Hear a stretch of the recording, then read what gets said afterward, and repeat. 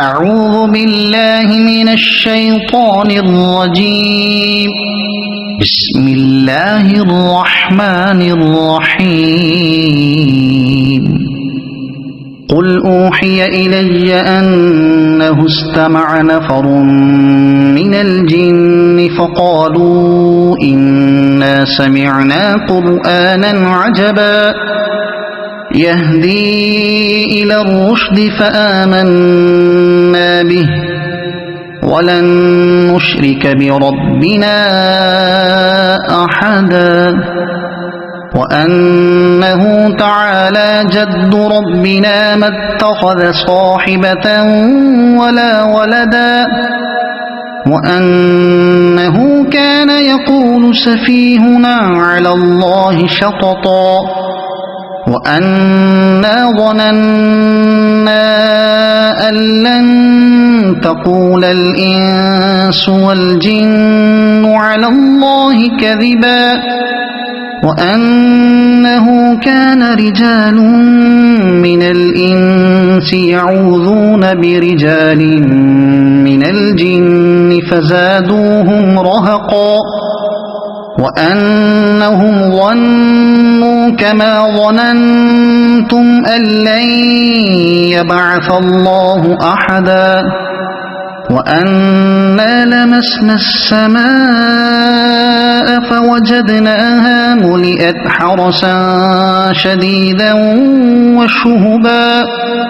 وأنا كنا نقعد منها مقاعد للسمع فمن يستمع الآن يجد له شهابا رصدا وأنا لا ندري أشر أريد بمن في الأرض أم أراد بهم ربهم رشدا وأنا منا الصالحون ومنا دون ذلك كنا طرائق قددا وأنا ظننا أن لن نعجز الله في الأرض ولن نعجزه هربا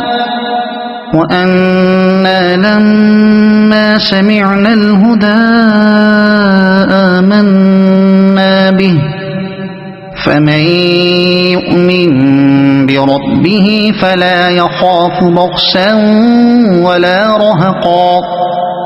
وأنا منا المسلمون ومنا القاسطون فمن أسلم فأولئك تحروا رشدا وأما القاسطون فكانوا لجهنم حطبا وأن لو استقاموا على الطريقة لأسقيناهم ماء غدقا لنفتنهم فيه ومن يعرض عن ذكر ربه يسلكه عذابا صعدا وأن المساجد لله فلا تدعوا مع الله أحدا وأنه لما قام عبد الله يدعوه كادوا يكونون عليه لبدا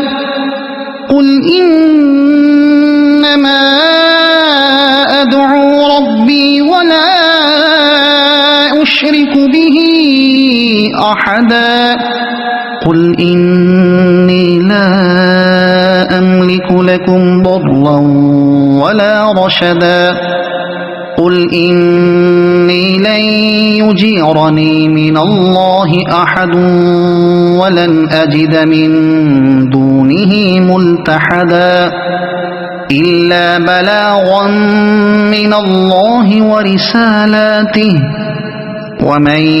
يعص الله ورسوله فإن له نار جهنم خالدين فيها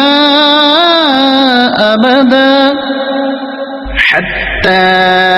إذا رأوا ما يوعدون فسيعلمون من أضعف ناصرا وأقل عددا قل إن أدري أقريب